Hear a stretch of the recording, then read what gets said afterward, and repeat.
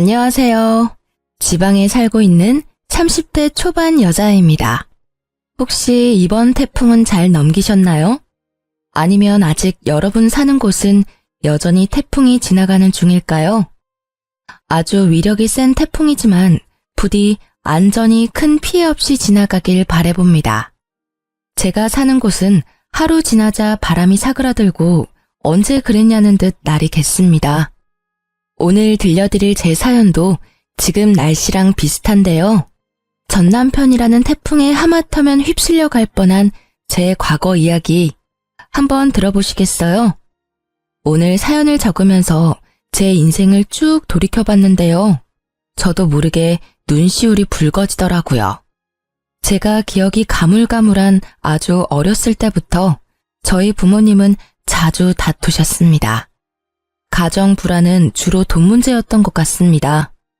그러다 초등학생 때 아버지가 지병으로 돌아가시고 어머니는 기다렸다는 듯이 집을 나가셨습니다. 야속하게도 어린 저만 혼자 두고요. 아버지 장례식장에서 만난 친척들은 모두 악마 같았어요. 어린 제게 앞으로 고생길이 훤히 보인다는 둥 자기들은 절대 맡아서 키울 생각 없다며 못난 말도 면전에 대고 하셨었죠. 어린 제가 키워달라고 안겨붙을까봐 더 못되게 그랬을까요? 장례식 끝날 때까지 그 누구도 혼자인 제게 괜찮냐며 손 내밀어준 사람은 없었습니다. 홀로 아무도 없는 집에 돌아간 그날의 상처는 아마 영원히 지울 수 없을 겁니다. 부모님 두 분 다 재산이랄 게 크게 없는 집이었어요. 그런데 아빠의 부조금마저도 어린 제게는 허용되지 않았나 봐요. 그나마 막내하며 가깝게 지냈던 건 고모였는데요. 고모라는 인간은 제게 단돈 2만 원만 쥐어주고 부조금을 모조리 들고 사라졌습니다. 지금까지 죽었는지 살았는지 모릅니다. 어린 저는 경제 감각이 없으니 그때 고모가 쥐어준 2만 원이 되게 크게 느껴졌어요.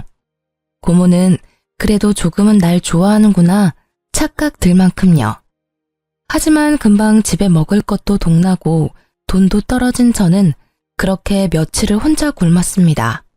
그러다 집에 방치된 저를 발견한 사회복지사를 통해 보육원에 가게 됐습니다. 보육원에 있다가 또 언제 혼자가 될지 모르고 밥을 먹을 수 있는 마지막 기회일지 모른다는 바보 같은 생각이 들더라고요. 저는 보육원 첫날부터 옆 친구들 밥까지 탐내며 허겁지겁 밥을 먹었습니다.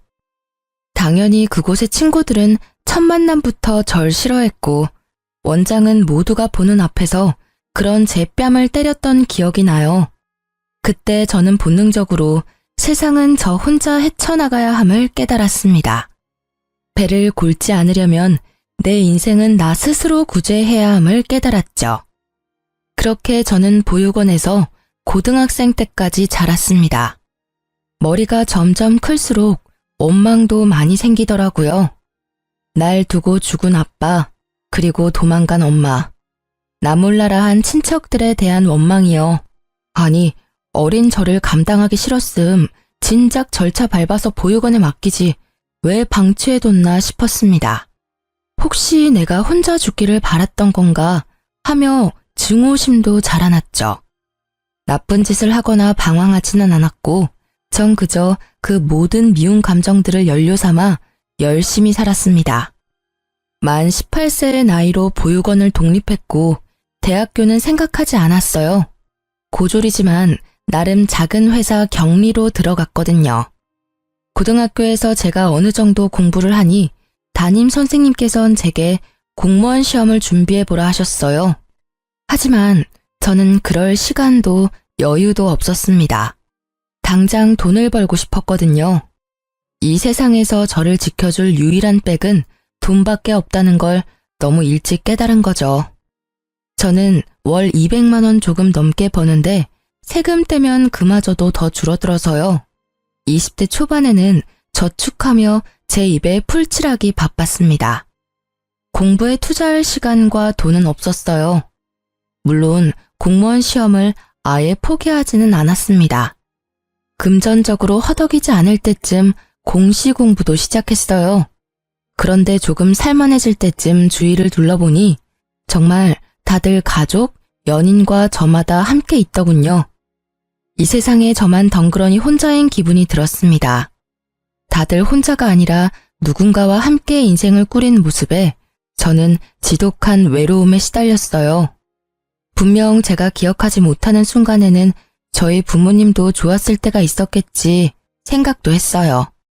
그러던 중 저는 고등학교 친구가 해준 소개팅에서 첫 남자친구를 만나게 됐어요. 그게 25 넘어 하는 제 첫 연애였습니다. 이미 연애를 여러 번 해본 남자친구는 모든 게 능숙했어요.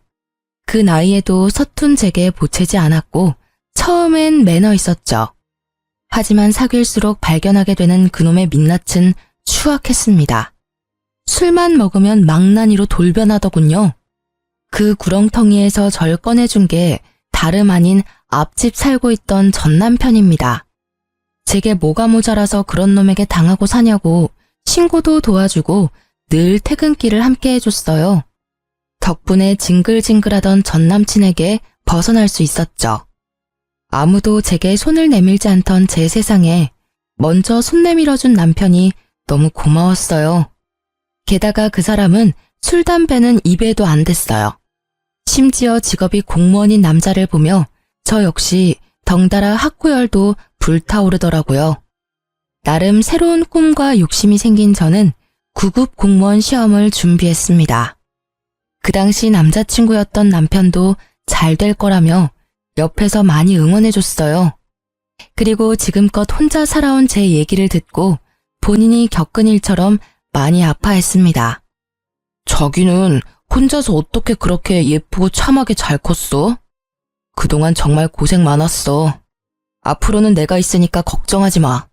평생 자기 외롭지 않게 내가 지켜줄게. 그리고 한치의 의심 없이 절 지켜주겠다던 그의 청혼을 받아들였습니다. 그렇게 세상 따뜻했던 남자친구는 남편으로 한 식구가 되자마자 제게 무리한 요구를 했어요. 여보, 이제 결혼했으니까 회사는 그만두는 게 어때? 왜? 나 9급 시험 떨어졌을까봐? 나 진짜 열심히 공부하고 있으니까 걱정 마. 그리고 회사 다니면서 공부하는 게 마음 편해. 섣불리 오래 다닌 내 첫 직장 그만두는 건 좀 무섭거든. 시험 합격하면 그만두려고. 뭔 소리야? 합격이라니. 설마 진짜 당신이 9급에 붙을 거라 생각하는 거야? 그게 무슨 뜻이야? 말 그대로야. 진짜 당신이 붙을 거라 생각하냐고. 아니 고졸에다 학원 한번 제대로 다녀본 적 없으면서 단번에 공무원 시험 합격 바라는 건 너무 꿈이 큰 거 아니야? 난 단지 당신 지금 회사 연봉이 너무 적어서 차라리 알바가 낫겠다는 말을 하고 싶었을 뿐이야. 우리 엄마 만두가게 알바생이 당신보다 돈 많이 받아. 그거 알고 있어?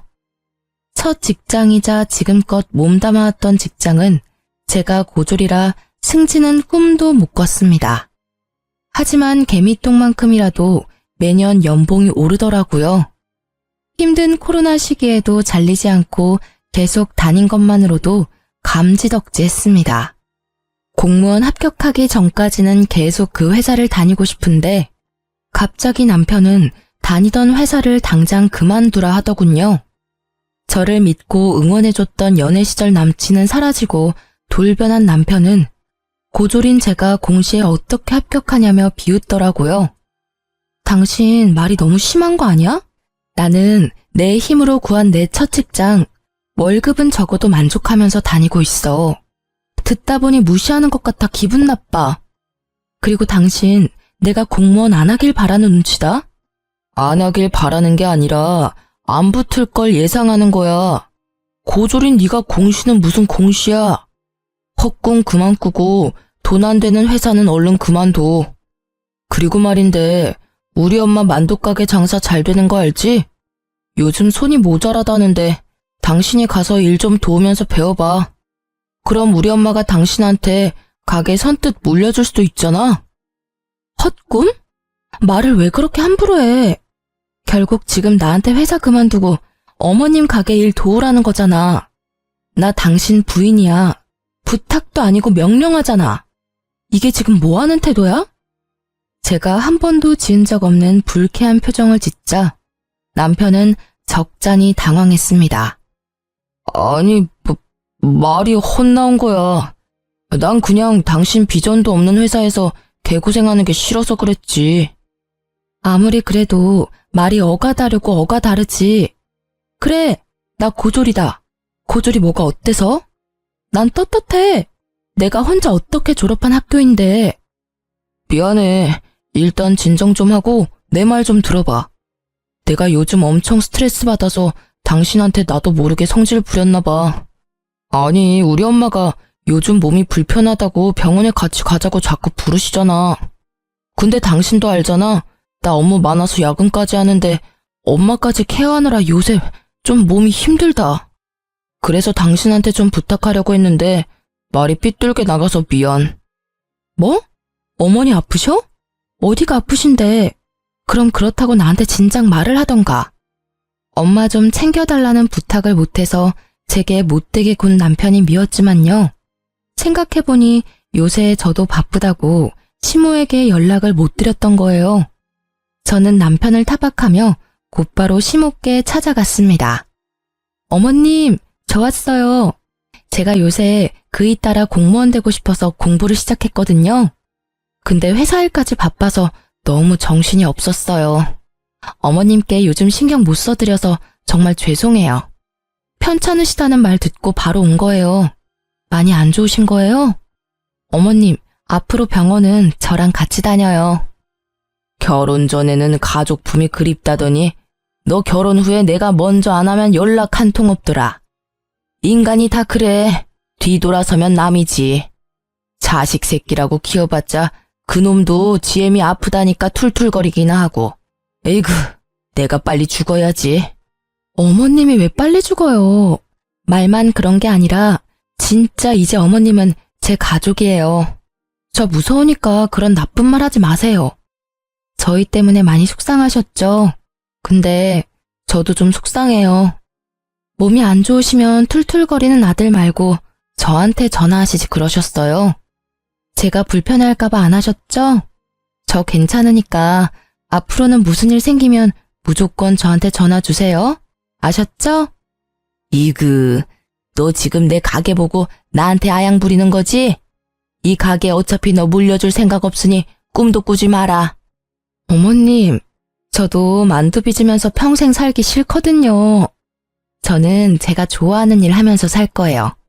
당분간만 도와드리는 거니까 월급은 제가 전에 있던 직장보다 많이 주셔야 해요. 뭐?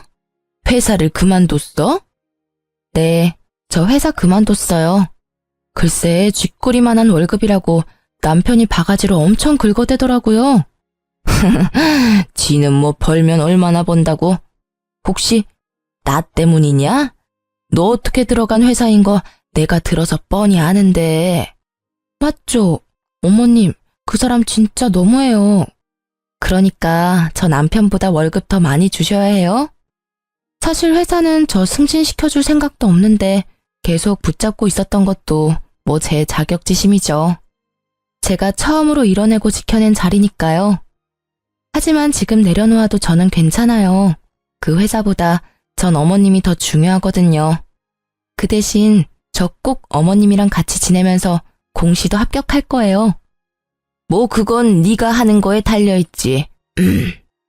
처음엔 못된 말만 하는 시모 때문에 무척 속상했어요. 하지만 말만 퉁명스럽게 할 뿐이지 시모는 정말 따뜻한 분이셨어요. 결혼해서 남편과 함께 효도하겠다던 제가 그동안 무심했던 건 사실이었죠. 그래서 서운했던 게 생각 안 나게 시모께 더욱 잘해드리려 노력했습니다. 그렇게 저는 일주일에 한 번 시모 병원을 따라다니면서 평일에는 만두가게에서 일했어요. 저는 어머님의 재산이 얼마인지 그 작은 만두가게의 가치가 얼마인지 잘 몰랐는데요. 같이 지내다 보니 어머님이 꽤 여유가 있으신 분이란 걸 알았어요. 어머님께서는 원래 제 연봉을 물으시더니 딱 그 연봉의 2배는 좋게 넘게 주셨어요. 제가 하는 일이라곤 만두 빚는 것 뿐이었어요. 만두소는 어머님께서 직접 만들고 만두는 직원들과 함께 빚었습니다. 직원이 많아서 힘에 붙이지도 않더라고요. 당일 만들어 당일 소진하는 만두는 오픈하자마자 매일 빠르게 품절됐어요. 그래서 저는 오전에 잠깐 근무하고 덕분에 공부할 시간도 많이 벌었습니다. 어머님도 저와 같이 지내다 보니 마음이 풀리셨는지 전보다 저와 엄청 사이좋게 지냈어요. 어머님은 제가 쉬는 날이면 매주 꼭 예쁜 만두를 빚어서 보내주셨어요. 아들 말고 며느리 먹으라고 순수 빚어주신 거였어요. 그리곤 어머님은 항상 덕담을 잊지 않으셨습니다. 예쁜 만두 먹고 예쁜 손주 보렴. 그건 살면서 처음 느껴보는 따뜻함이었습니다. 친엄마보다 시모가 더 엄마 같다는 생각이 들었어요. 남편이 제게 회사를 그만두라고 엄청 못되게 굴었었잖아요. 그 이후로는 자기 대신 어머니를 챙겨줘서 고맙다고 제 손을 꼭 붙잡고 울먹이며 말했습니다. 저번에 보졸이 어떻다니 당신 상처받게 해서 진짜 미안해. 정말 내가 이 은혜는 평생 안 잊을게. 당신이 엄마한테 해준 만큼 내가 2배, 3배 잘할게. 너무 고마워. 당신 덕분에 우리 엄마가 요즘 행복해 보이셔. 남편이 굳이 뭘 더 노력하지 않아도 어머님이랑 모녀처럼 지내는 시간이 저도 행복했어요. 더도 말고 덜도 말고 지금이 딱 행복하다 느꼈던 순간이었죠. 각자의 역할을 해내며 서로를 보살피는 가족 구성원. 그게 바로 제가 바라던 가족의 형태였어요. 그런데 제게 고맙다던 남편은 은혜를 갚겠다더니 그걸 원수로 갚더라고요. 연애 때부터 야근이 잦은 건 알고 있었지만 남편은 부쩍 더 늦게 들어오는 날이 많아졌어요. 심지어 야근하고 올 시간을 넘어 훨씬 더 새벽 시간에 술에 취해서 집에 들어왔죠. 술, 담배라고는 안 하던 남편이었는데 혹시 또 제가 모르는 괴로운 일이라도 있나 싶었습니다. 여보, 또 술 먹었어? 요즘 무슨 일이라도 있는 거야? 왜 이렇게 인사불성이 된 거야? 야, 너는 임마 시집 잘와서 호강하는 줄 알아. 뭐? 당신 지금 그게 무슨 말투야? 아, 이게 진짜 지가 뭐라도 되는 줄 아나? 야, 이리 와봐. 본 적 없는 얼굴로 비틀거리며 다가오는 남편 때문에 순간 온몸이 경직됐습니다. 저도 모르게 저리 가라고 남편을 세게 밀치자 남편은 그대로 그냥 뻗어서 자더라고요. 아무 일도 일어나지 않았지만 곧 무슨 일이라도 생길 것 같았어요. 저는 전 남친이 술 먹고 제게 폭력을 행사했던 트라우마 때문에 지금도 술 먹은 사람들 근처에도 안 갑니다. 그런데 가장 가까이 지내는 남편이 취객처럼 굴자 심장이 미친 듯이 뛰었죠. 게다가 남편은 술에 취해 그냥 자는 것도 아니었어요. 잠시라도 정신이 들면 꼭 큰 소리로 마누라 어딨냐고 고래고래 소리를 질렀죠. 아니면 밥 좀 차리라며 주정을 부렸어요. 여보, 잘못했어. 내가 마시고 싶어서 마신 게 아니라 회식 때문에 그런 거야. 다음날 술 깨면 남편이 회식 때문이라며 싹싹 빌어대서 한 번은 봐줬는데 그 뒤로도 계속 똑같은 문제가 반복됐습니다. 저는 가게 때문에 남편보다 일찍 출근하고 남편이랑 그 문제에 대해서 제대로 대화할 시간이 없더라고요. 그렇게 제가 얼렁뚱땅 넘어가니 점점 더 선을 넘는다 싶었죠.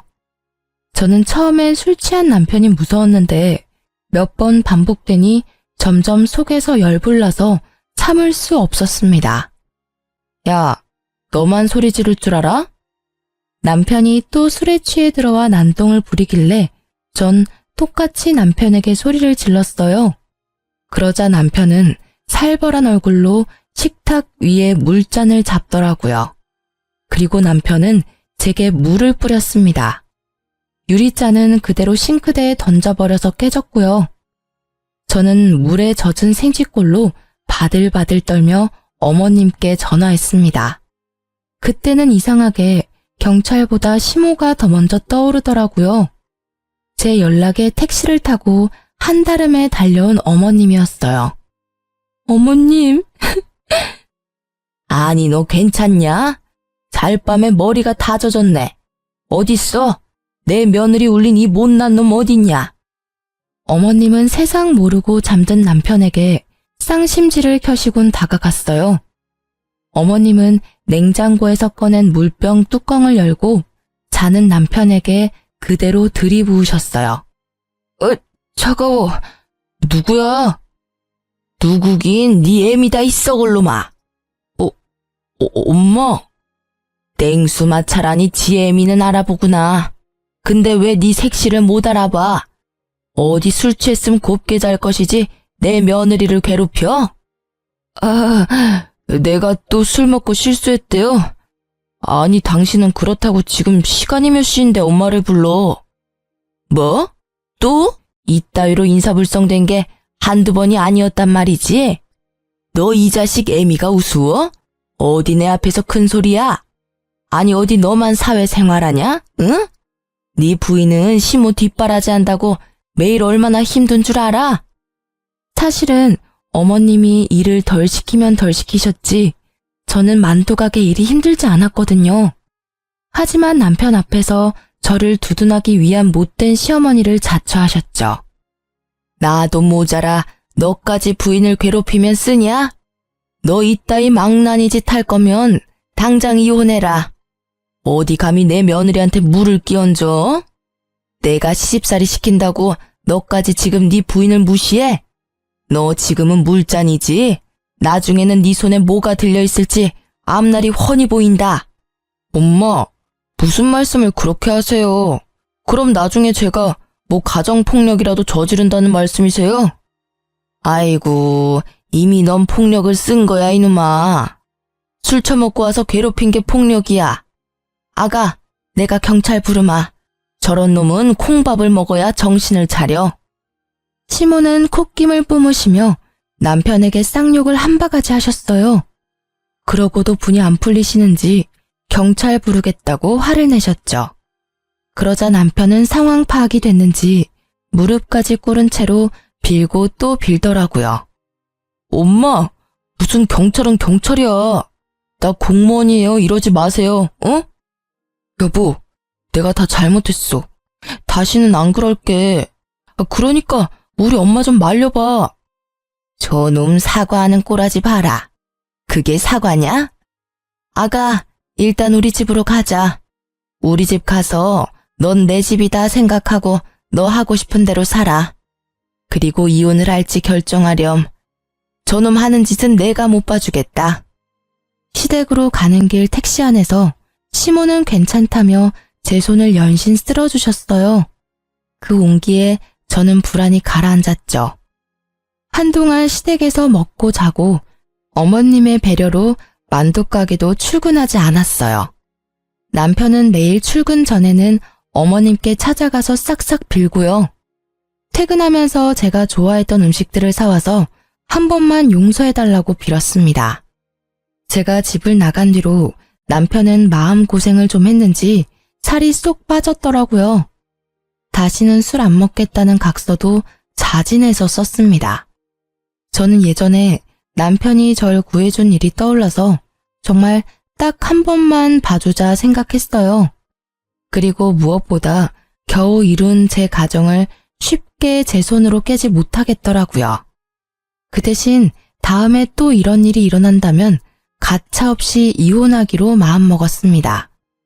다행히 남편은 예전처럼 술을 입에도 대지 않았고 예전 모습으로 돌아와 저희는 일상을 찾을 수 있었어요. 더 이상 술 문제로 저를 힘들게 하지 않았습니다. 그런데 남편이 하는 통화를 우연히 들은 그날 제 세상이 무너졌습니다. 자기야, 이번 달은 나만 믿으라니까. 이번 달 보험왕은 당신이라고. 그 말 한마디만 엿들었는데 제 온몸의 세포가 반응했어요. 아니나 다를까 남편 몰래 전화기를 뒤져보니 바람이 확실하더군요. 대화 내용을 보니 너밖에 없다, 사랑한다 어쩐다 참 가관이었습니다. 남편과 상간녀는 시모의 가게와 재산을 탐내고 있었습니다. 그동안 저를 이용해서 남편은 시모의 환심을 사려 했던 거죠. 모든 사실을 알게 된 저는 분노했어요. 겉도 모자라 상간녀와 함께 시모의 명의로 억대의 사망보험금을 받을 수 있게 작전을 짜고 있더군요. 제가 알고 있다는 걸 모르던 남편은 뻔뻔하게도 이러더군요. 여보, 우리 엄마 내 말은 안 들으니까 당신이 엄마 좀 설득해서 생명보험이랑 이것저것 들어놔. 내가 잘 아는 설계사가 있거든? 상담 받아보니까 지금이라도 보험 열심히 들어놔야겠더라. 엄마가 아무리 여유가 있다고 하셔도 그건 엄마 노후 자금이고 나중에 우리 물려줄 재산이시잖아. 아프실 때 돈은 따로 준비해야 한대.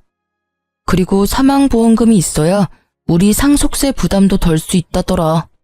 저는 남편이 저를 배신한 것보다 낳아주고 키워준 시모를 배신한 게 더 화가 났어요. 처음엔 조용히 이혼하려고 했어요. 하지만 항신소까지 의뢰해서 증거를 수집한 이유는 단 하나, 시모를 지키기 위해서였어요. 남편이 상간녀와 꾸미는 계획이 너무 괘씸하잖아요. 저는 어느 정도 증거를 다 수집하고 남편에게 이혼 통보하기 전 시모에겐 모든 사실을 다 털어놓았죠.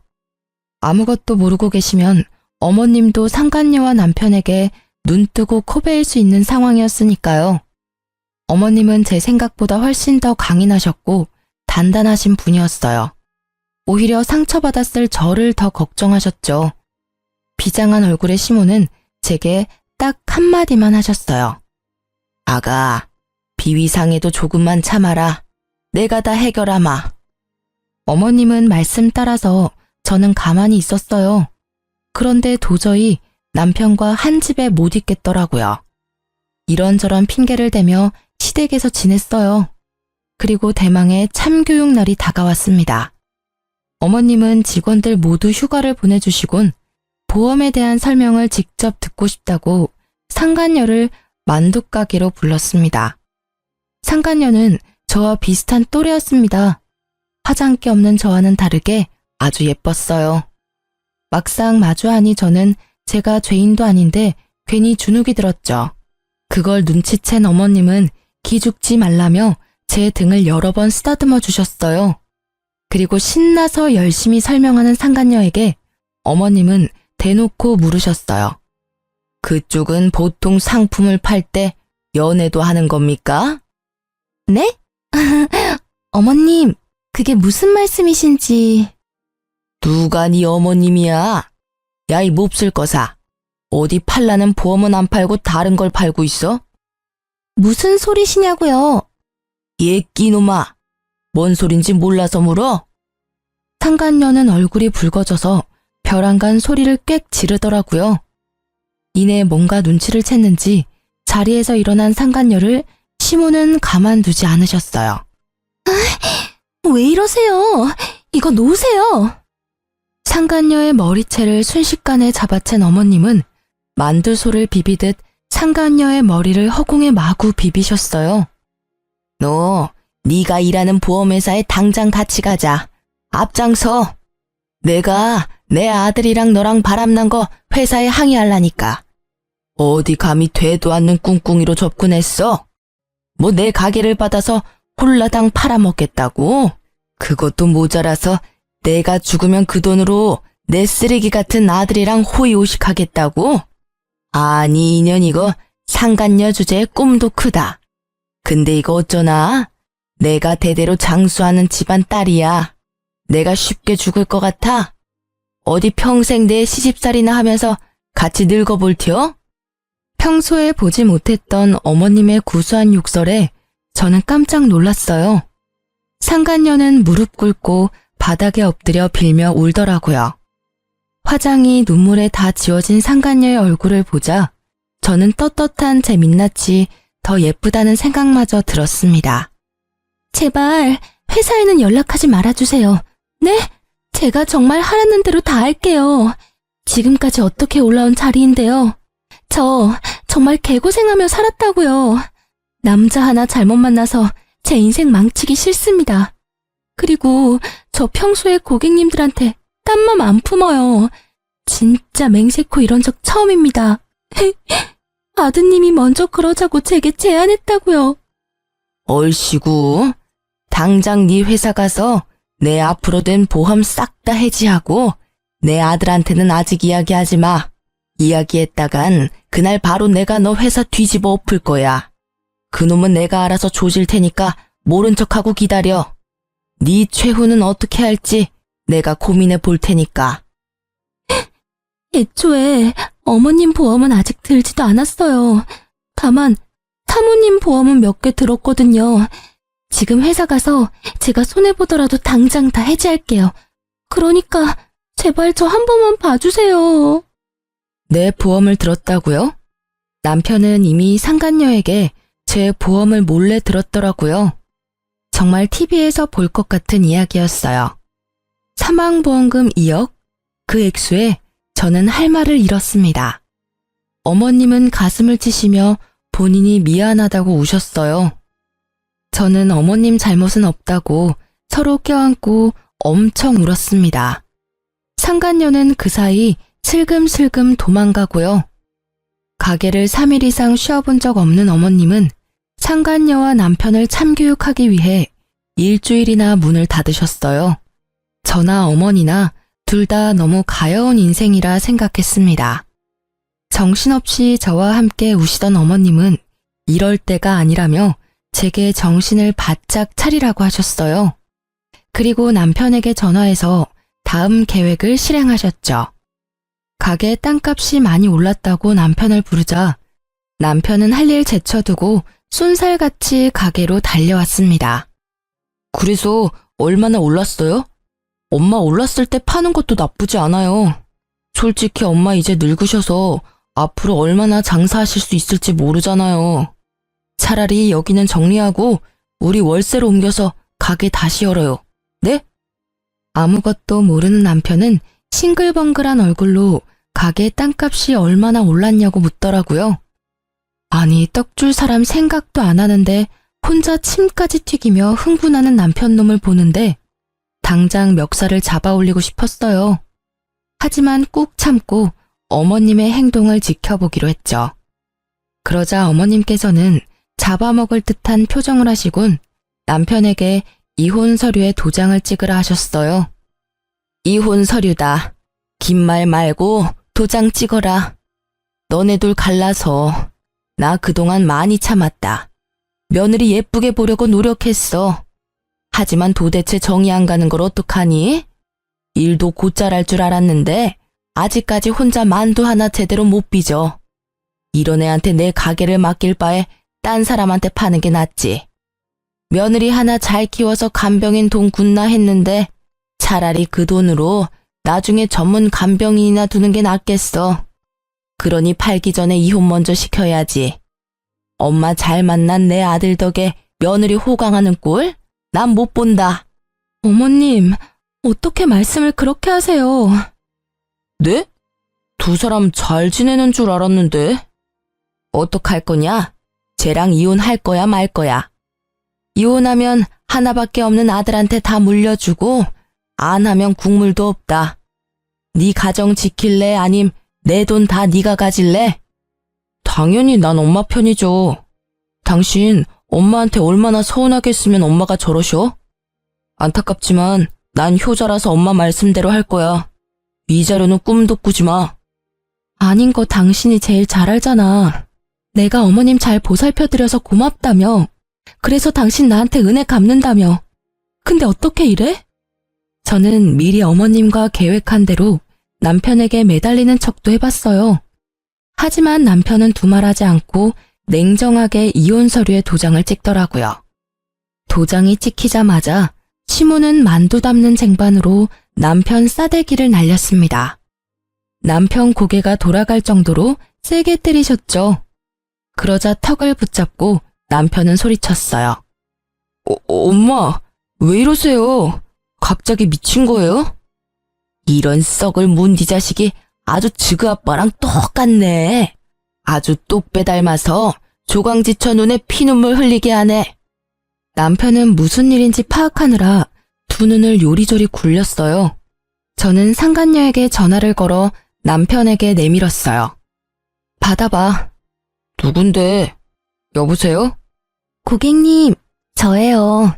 그동안 사모님 몰래 들어놓은 보험 계약은 다 해지됐습니다. 보험료 냈던 건 전부는 못 돌려받아요. 받을 수 있는 건 전부 사모님한테 입금해 놓겠습니다. 야, 이 미친. 뭐라고? 남편은 상간녀의 목소리를 바로 알아보더라고요. 남편 놈은 그제서야 상황을 눈치챘는지 시모와 제게 번갈아가며 손이 발이 되도록 빌었습니다. 이혼 도장 순순히 찍어줘서 정말 고마워. 여보, 오해야. 그런 거 아니야. 엄마 진짜 아니에요. 저 보험 사기꾼이 저한테 접근해서 속은 것 뿐이에요.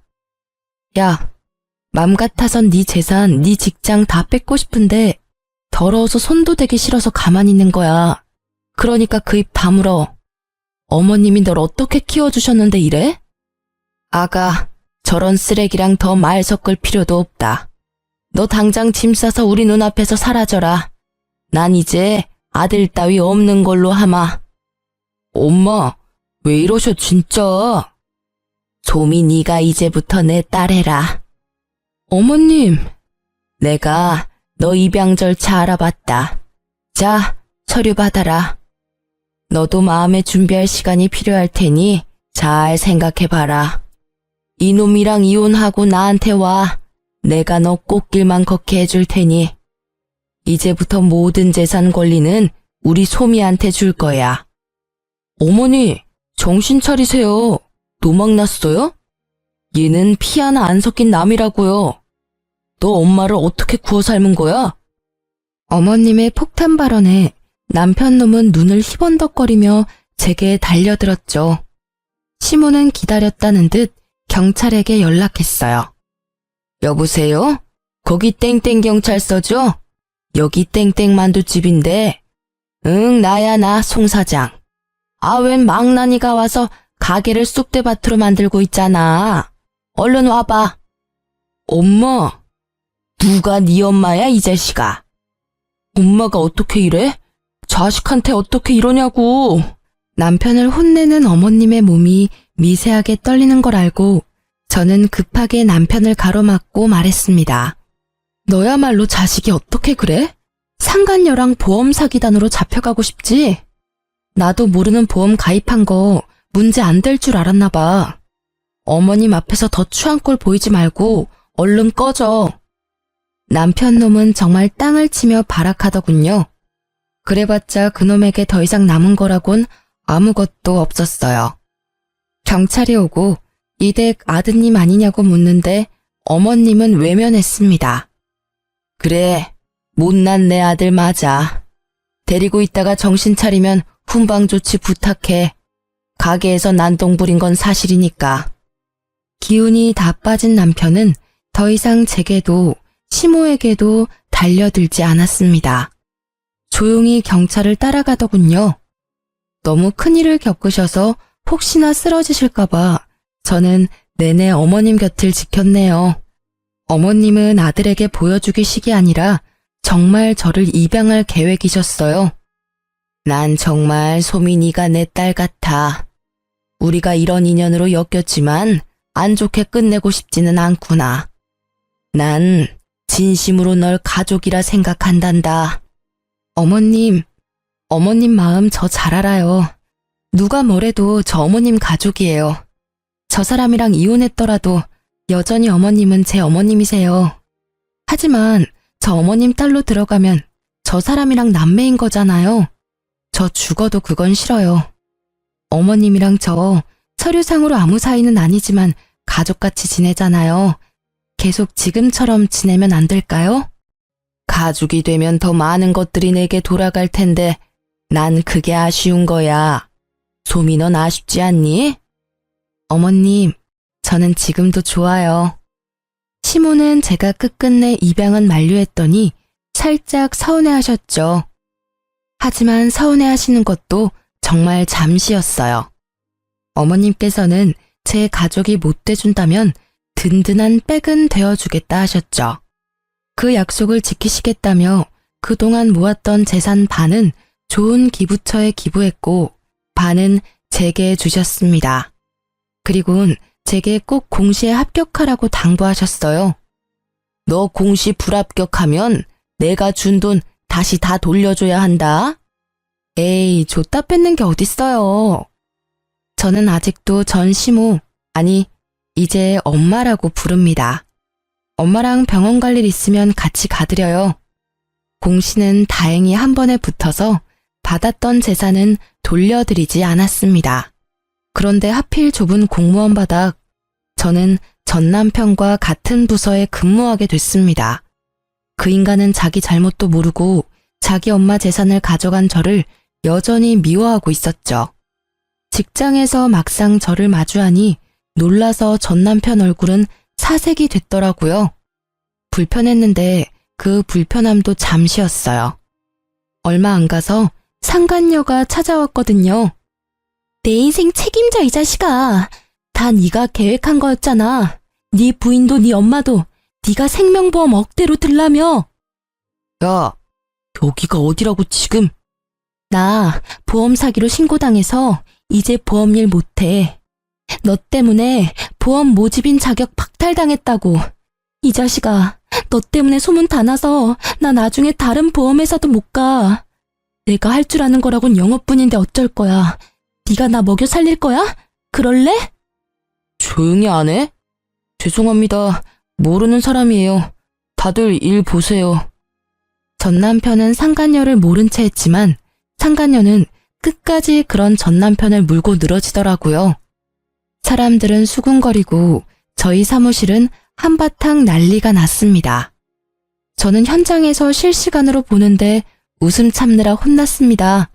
생명보험, 불효자식, 조강지쳐 버린 쓰레기. 이런 키워드들이 한동안 떠돌자 전 남편은 알아서 일을 그만뒀습니다.